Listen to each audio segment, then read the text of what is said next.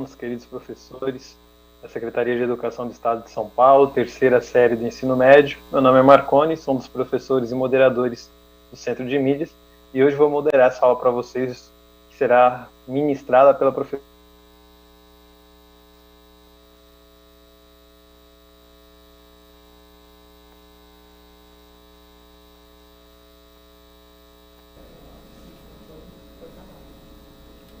Oi, gente, boa tarde. A gente teve um probleminha de conexão com o Marconi, que é o nosso moderador hoje. E, na verdade, ele ia recepcioná-los, dar as boas-vindas a todos vocês, todos os alunos, todos os professores. E, então, sejam muito bem-vindos. É um grande prazer estar aqui com vocês de novo. E a gente vai conversar um pouquinho sobre filosofia. Vocês sabem que todas as quintas-feiras é dia de filosofia no Centro de Mídias de São Paulo. Então, vamos lá? Pessoal, antes da gente começar a nossa aula, eu quero contar para vocês que o objetivo é reconhecer o caráter insatisfatório, ingênuo e até ideológico de certas explicações normalmente aceitas pelo senso comum para o problema da desigualdade. Na verdade, a gente já vem falando sobre isso há algumas aulas e agora a gente vai tentar então dar um passo além, falar ainda sobre este assunto, mas abordado de uma perspectiva um pouquinho diferente. Qual que é, vamos pôr aí na tela, qual que é o objeto do conhecimento que a gente vai mobilizar hoje? É a desigualdade entre os homens como desafio da política. Beleza? Vamos juntos então?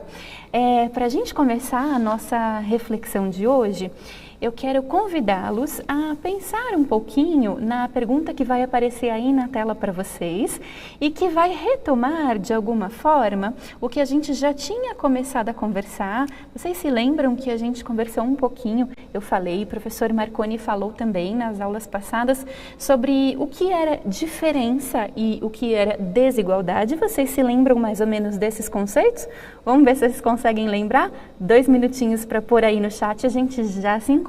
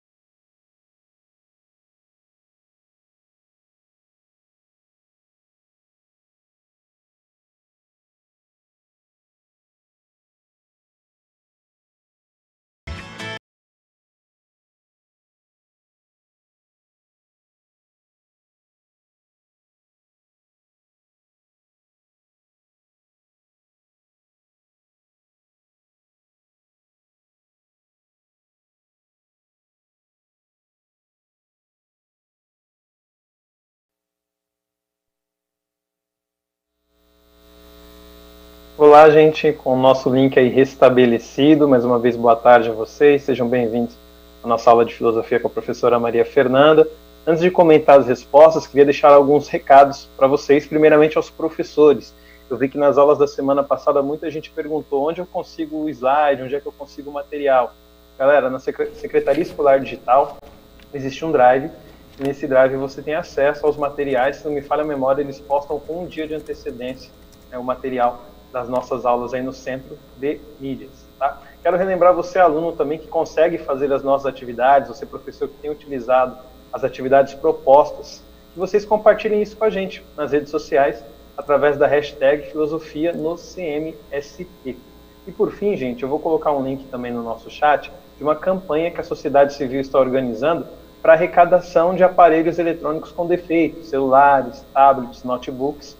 Então, essa campanha, que se chama Abra a Gaveta, eles pegam na sua casa o aparelho com defeito ou não, se não tiver defeito, melhor ainda, consertam se for necessário e fazem chegar aos alunos que não têm um aparelho para poder acompanhar as nossas aulas, por isso a gente conta com vocês.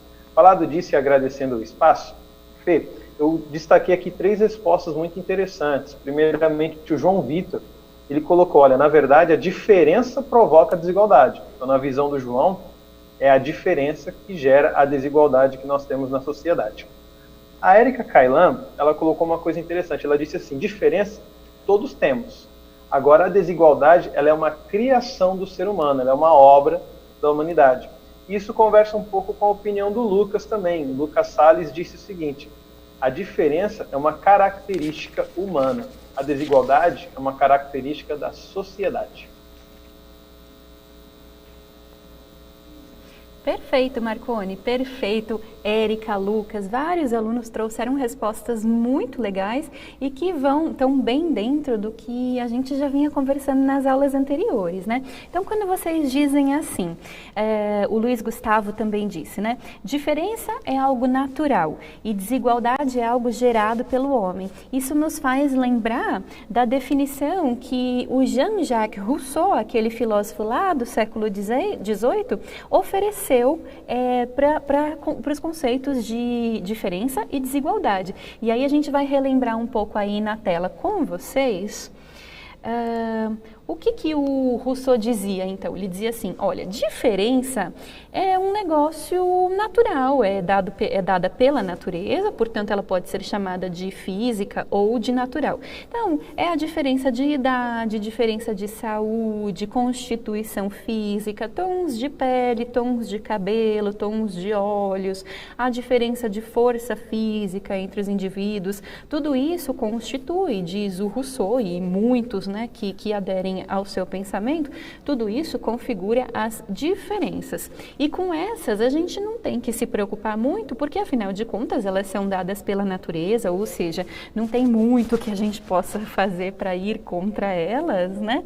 Mas aí o que acontece? Se por um lado a diferença é algo natural, ou seja, dado pela natureza, por outro, diz o Rousseau e uma série de filósofos também, existe o que a gente chama de desigualdade. Vejam aí na tela. A desigualdade, ela não é de forma alguma natural. Ela depende de uma espécie assim de convenção. O que é uma convenção? É como se fosse uma norma que é autorizada, que é aceita, isto é, consentida pela maioria dos homens. Então, a desigualdade, ela não é dada pela natureza, ela é convencionada, ela é criada socialmente e ela se sustenta não por razões naturais, e sim por razões culturais, sociais, enfim, razões que têm a ver com a atividade humana, com a ação humana, certo? Então, a gente lembrou um pouquinho aí a conceituação de diferença e de desigualdade.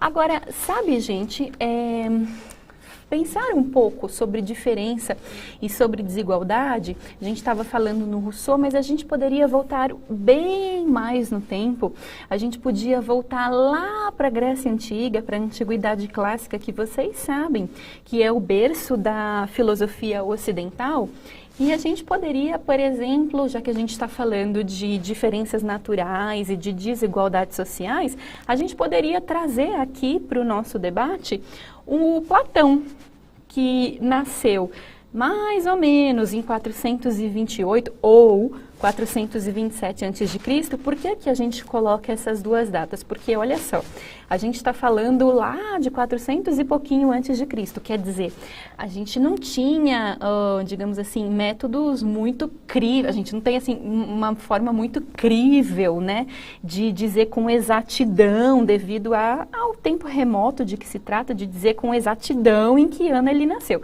Mas a gente sabe que foi algo entre 428 e 427 a.C. E ele morre entre 348 e 347 a.C. A gente também não consegue saber com muita precisão, né? E aí, uma das suas obras mais célebres, que se chama A República, que ele escreve mais ou menos em 380 a.C., o Platão, ele apresenta ali um mito, que seria, assim, uma espécie de mito fundador da polis. A polis, vocês sabem, é a cidade, como o nome que se dava, né, para cidades gregas, né? Até hoje a gente usa esse sufixo polis para se referir à cidade, quando a gente forma palavras como metrópole ou cosmopolita, né? A gente ainda utiliza esse radical de origem grega para se referir à cidade. E aí o Platão diz assim, olha, quando a gente está falando de alma humana e quando a gente está falando da organização da polis, a gente tem que ter em mente, aí Platão dizendo, né, que os homens, eles não são criados todos iguais pela natureza, diz o Platão. A própria natureza cria os homens de forma diferente. E ele prossegue no seu raciocínio. Se a natureza criou os homens de forma diferente, isto significa que na sociedade, ou seja, na polis, eles não podem ocupar posições iguais, eles não podem ser todos a mesma coisa e desempenhar os mesmos papéis. E aí vocês devem estar se perguntando, nossa, mas que tipo de homens o Platão achava que a natureza criava? Então, para vocês saberem, eram 3 tipos, vejam aí na tela. Ele dizia assim, existem os homens que nascem com almas de ouro, certo? Esses homens de almas de ouro, Platão identificava que poderiam vir a desempenhar a função de magistrados e, portanto, pensar a respeito das leis, a respeito das normas, tá certo? Eles teriam como virtude inerente a sabedoria. Depois, ele dizia, há também os homens que nascem com alma de bronze. Os homens que nascem com alma de bronze seriam, segundo o Platão, aqueles que desempenhariam bem, ou seriam, digamos assim, teriam sido designados pela natureza para atuar como guerreiros e, portanto, sua virtude inerente seria a da coragem. O terceiro tipo de homem que a natureza cria seriam os homens que nascem com almas de ferro. Estes homens que nascem com almas de ferro seriam bons trabalhadores e teriam como virtude a temperança. A temperança, gente, é uma palavra que hoje a gente não usa mais muito, mas é uma palavra super legal, super interessante, porque ela quer dizer mais ou menos assim, uma pessoa que tem temperança é aquela pessoa que ela sabe dosar as suas ações, ela sabe medir as suas palavras, é uma pessoa assim, literalmente temperada, ela tem, né, temperança, ela não vai muito para lá nem muito para cá, ela fica assim agindo de forma temperada, né? Então essa seria aí a virtude correspondente aos homens que a natureza teria forjado com almas de ferro. O Platão está dizendo, na verdade, que diferenças criadas pela natureza, diferenças naturais, seriam uma justificativa para possíveis desigualdades ou diferenças de caráter social, tá certo? Por quê? Porque a natureza teria forjado alguns homens, cada um à sua maneira, cada um com a sua alma, e a estas almas correspondendo algumas virtudes, e a forma como a natureza criou estes homens é que vai determinar o papel que eles vão ocupar na sociedade. Esse pensamento, gente, só para vocês terem uma ideia, ele é muito antigo, ele aparece lá na Grécia Antiga e ele vai encontrando muitos ecos ao longo da história, né? Então, ao longo da história da humanidade, sempre se concebeu a possibilidade de que a natureza, ou seja, características dadas pela natureza, venham a determinar as posições que os homens vão ocupando aí dentro da sociedade. Mas a gente precisa fazer uma parte, prestar bastante atenção no que vem a seguir. Vejam aí na tela. A gente vai ver agora que ao longo... antes, por favor, uma telinha antes. A gente vai ver que ao longo no final do século XVIII, século XIX, século XX, começam a aparecer teorias que vão dizer que as características naturais dos indivíduos determinam a posição que elas vão ocupar na sociedade. Mas cuidado, porque a gente não pode, de forma alguma, relacionar, até tem alguns autores que o fazem, mas a gente não pode relacionar as teorias, as ideias platônicas com as teorias que vêm a seguir, tá certo? Só queria mostrar mesmo para vocês que, em algum sentido, a humanidade sempre pensou nessas ideias de que a natureza pode determinar comportamentos sociais. E aí, pensando então nessa coisa de que a natureza determina minha posição na sociedade, enfim, eu queria conversar com vocês um pouco sobre a frenologia. Eu não sei se vocês já ouviram falar na frenologia, mas a gente vai pôr aí na tela para a gente ver juntos. A frenologia, gente, hoje ela é tida como uma pseudociência, né, uma ciência falsa.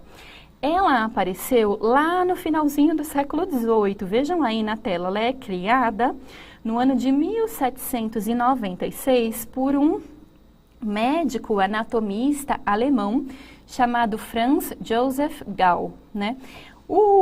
Essa teoria que aparece lá no finalzinho do XVIII, ela dizia o seguinte: bom, o cérebro humano, ele pode ser dividido assim em seções, digamos assim, em módulos, né? E cada um desses módulos desempenha uma determinada função no nosso comportamento. Então, vejam aí o mapa da frenologia, porque eles chegaram inclusive, vamos para frente? Eles chegaram inclusive, os frenologistas, a localizar no cérebro humano a qual, digamos assim, capacidade ou habilidade ou sentimento estaria relacionada a cada mínima parte do cérebro. Esse aí é o mapa da frenologia. Talvez não dê para vocês lerem muito bem o que está colocado, mas eu vou contar para vocês. Olha só, na parte assim da frente desta representação que aparece, esta cabeça humana que aparece aí para vocês, os frenologistas diziam que reside o que hoje a gente chama de razão ou intelecto.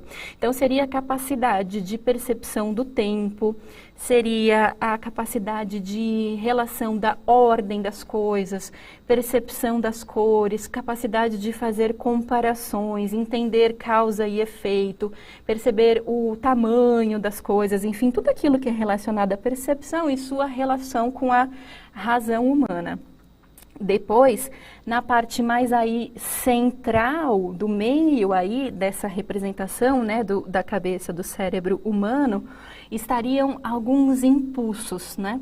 E esses impulsos seriam, por exemplo, a idealização, aquela pessoa que não tem muita tendência a se fincar na realidade, a esperança, a capacidade de ter esperança, a espiritualidade, a prevenção, capacidade de se prevenir das coisas, os impulsos autodestrutivos, enfim. E aí, mais para o final dessa cabeça, aparece aí a capacidade de sentir amor pelos filhos, o amor parental, né?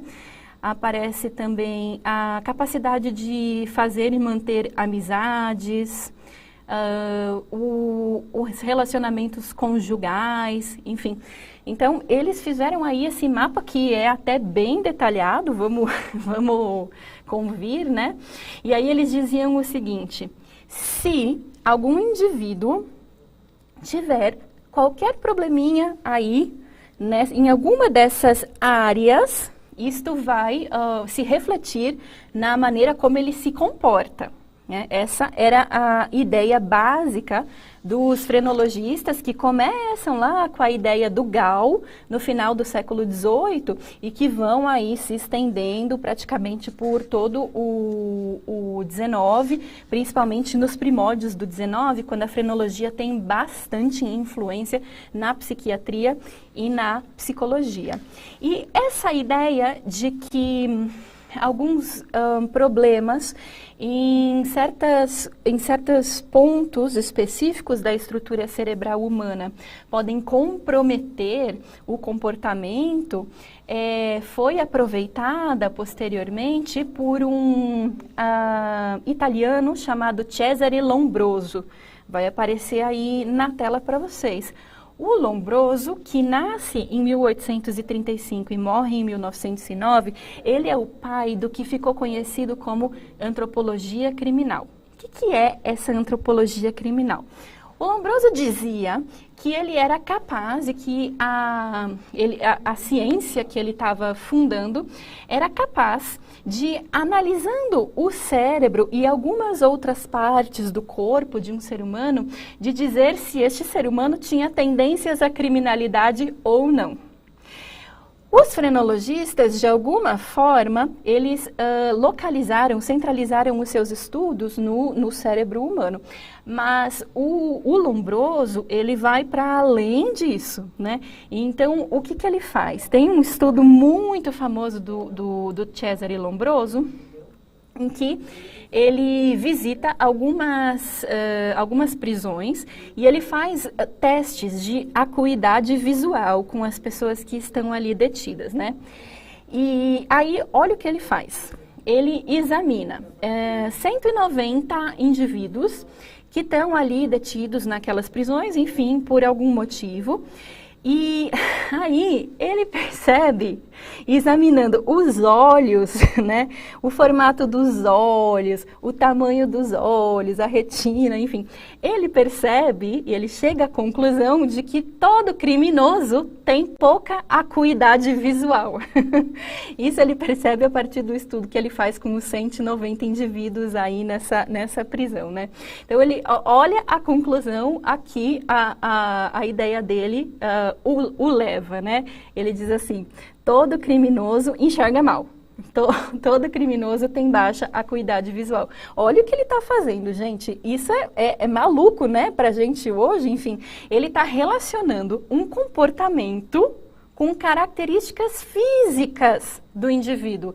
Como se determinadas características físicas, ou seja, dadas pela natureza, pudessem determinar o seu comportamento, pudessem determinar o lugar que ele vai ocupar na sociedade. É isso, na verdade, que o Gall, de alguma forma, já estava fazendo lá com a frenologia. É isso que, lá na Alemanha, que o Gall era um médico alemão, é isso que o Lombroso está desenvolvendo na Itália no decorrer do século XIX. E não pensem que essas ideias pararam ali na Alemanha e na Itália, porque elas caminharam para a França também. De certa forma, essas ideias pseudocientíficas, esse racismo científico, vamos colocar assim, ele pululou em diversas partes da Europa ao longo do século XIX, né? E teve o seu representante na França também. E eu acho que alguns de vocês já ouviram falar do Joseph Arthur, né, de Gobineau, o famoso conde de Gobineau, que está aí na tela para vocês. Vejam, o Gobineau é muito conhecido porque ele é, digamos assim, um dos criadores, um dos precursores, né, das ideias do que a gente chama de racismo científico. Ele escreve, na metade do século XIX, um ensaio que ele chama de Ensaio sobre a Desigualdade das Raças Humanas. O que o Gobineau está fazendo aí, lá no século XIX, é dizer, olha só, a natureza criou a humanidade dividida em diferentes raças.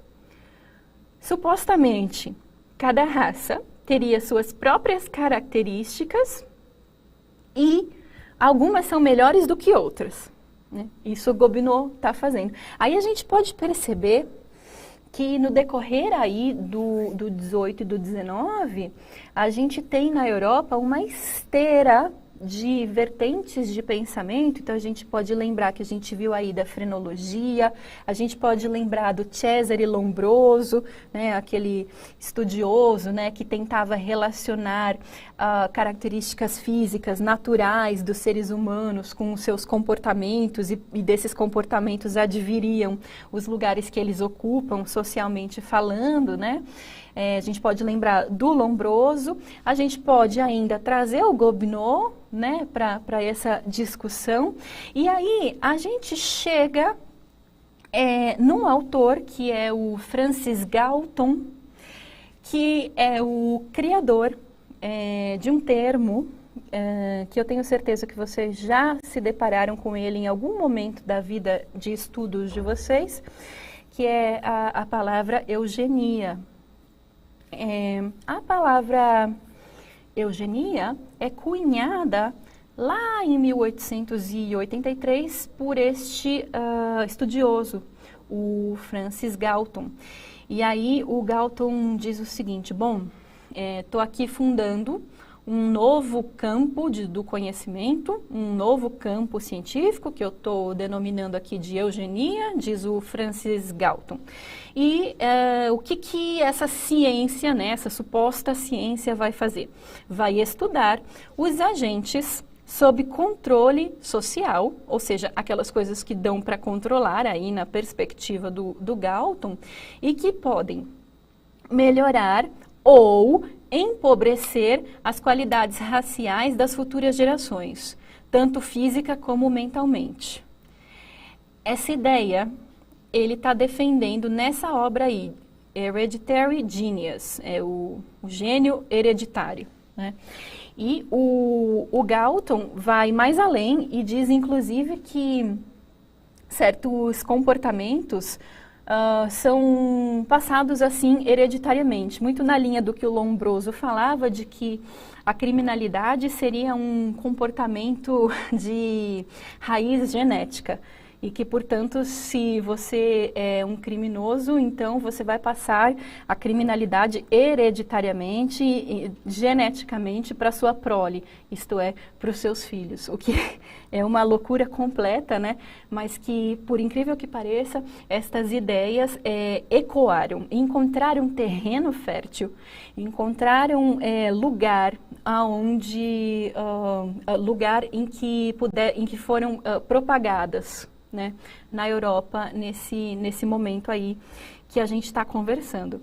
A eugenia chegou um momento em que ela era assim, uma área que tinha tantos adeptos, tantos seguidores, tantas pessoas acreditando naquilo, que fizeram aí, na tela para vocês verem, fizeram um desenho, uma imagem, né, para representar a teoria da eugenia. E essa imagem ficou sendo o logo utilizado na segunda Conferência Internacional de Eugenia. Gente, tinha conferências internacionais de eugenia. Parem para pensar no ambiente social que não era esse século XX aí, ainda, porque aí a gente está falando assim, 18, 19. Gente, as teorias eugenistas entram no século XX. E olha, 1921 foi só há 100 anos atrás. 101 anos atrás. Aí vocês vão me dizer, nossa, Pro, mas 100 anos? Que você está falando só? 100 anos é muito. Gente, não é. Em história, 100 anos é um espirro. Assim, se a gente considerar o tempo em que a humanidade pisa na Terra, é pouquíssimo tempo. E se a gente considerar o tempo da Terra já antes da humanidade, aí realmente, né? Então, assim, 100 anos foi ontem, para a gente tentar um pouco relativizar o tempo histórico, né? Então, olha, em 1921 estava acontecendo aí um encontro internacional de eugenistas, de gente que defendia que existem raças que são melhores do que outras. E aí fizeram, então, este desenho que está na tela para vocês. Se vocês perceberem bem, essa árvore representa essa suposta ciência, que se intitulava ciência à época, né? Então, tá aí eugenics, né? Que é eugenia em inglês. E não sei se vocês conseguem ler, mas eu vou ler para vocês. Diz assim, eugenics is the self-direction of human evolution. Está dizendo assim, a eugenia é a direção que segue aí o desenvolvimento humano, né? Como se, digamos assim, só as melhores raças, na teoria desses indivíduos aí, né? Só as melhores raças é que teriam direito a florescer, a brotar, a frutificar, né? Como está representada aí no desenho que a gente acabou de ver, né? Falando em eugenia, eu me lembro de que tem uma obra de um grande autor brasileiro, o Machado de Assis, né? Essa obra ela foi escrita, publicada em folhetim, como quase todas as obras do Machado de Assis, ela foi publicada em folhetim ao longo do ano de 1881. Essa obra é o Brás Cubas.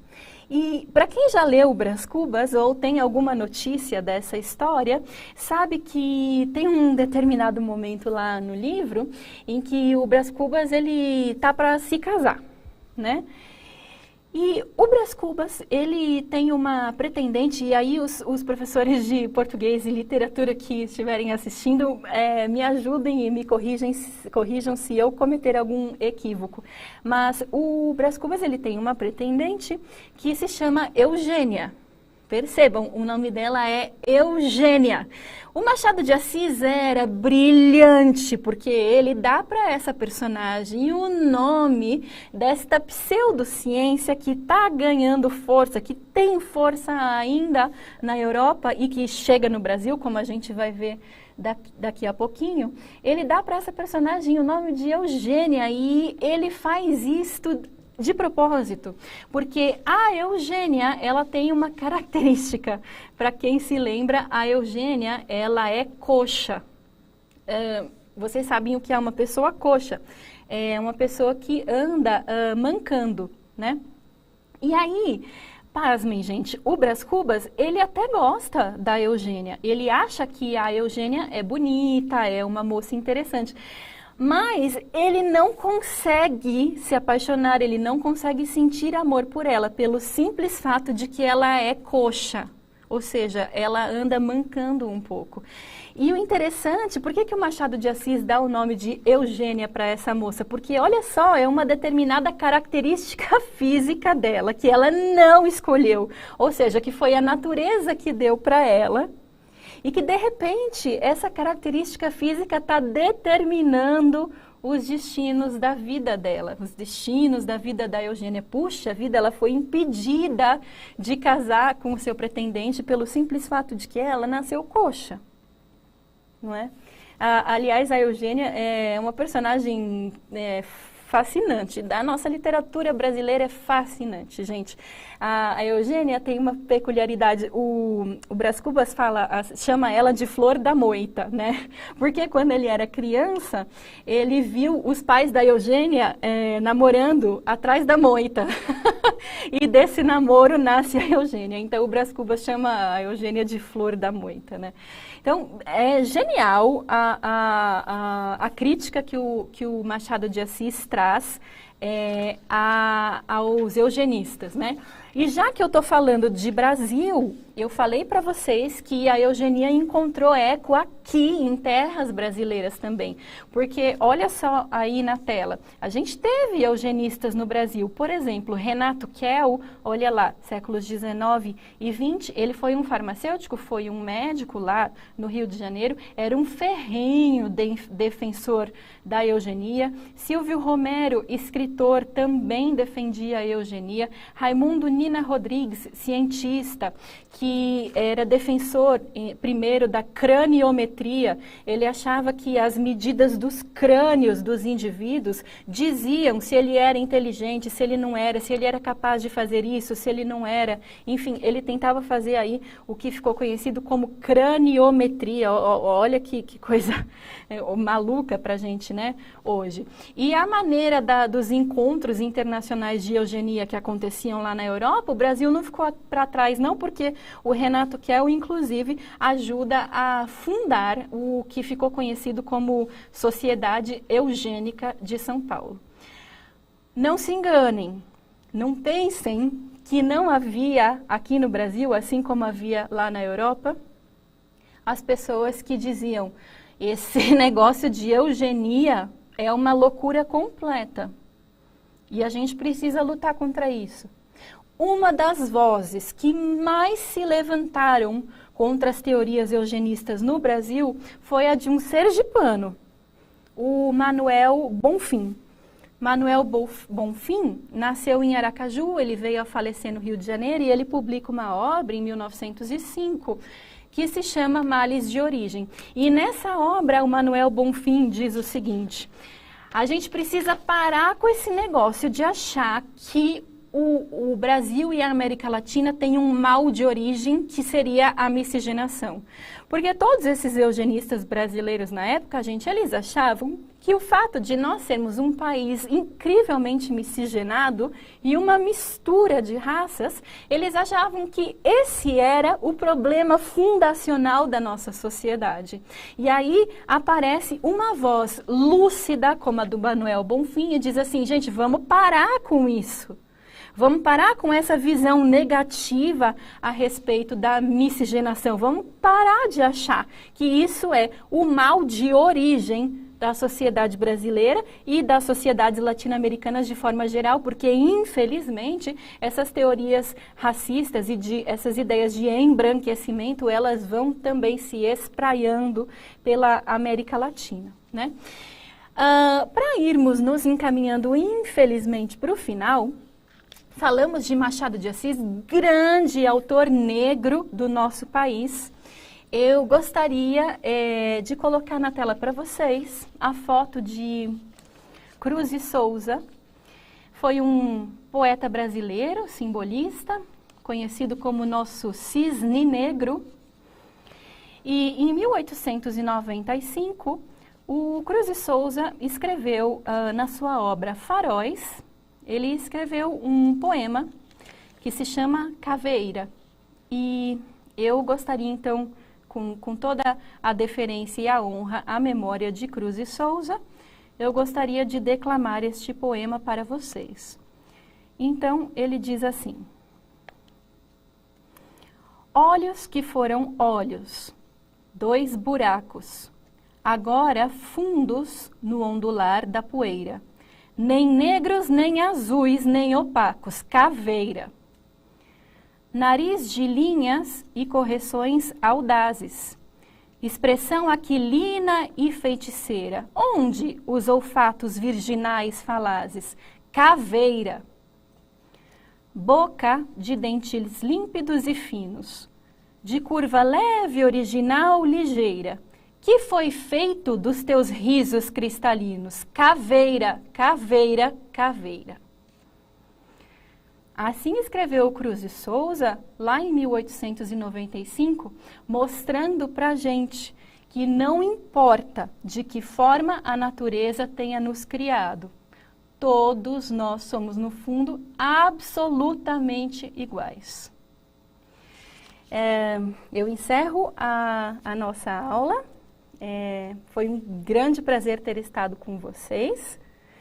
Na semana que vem nos encontraremos novamente, teremos a aula do excelente professor Marconi. Me despeço de vocês e passo a bola para você, Marconi. Muito obrigado, Fê. Muitos elogios para a sua aula. A gente pede mais uma vez que vocês, alunos, que puderem realizarem as atividades aí que a gente está propondo, que usem a hashtag filosofia no CMSP. Então, todos aí uma outra aula excelente e a gente se vê na semana que vem.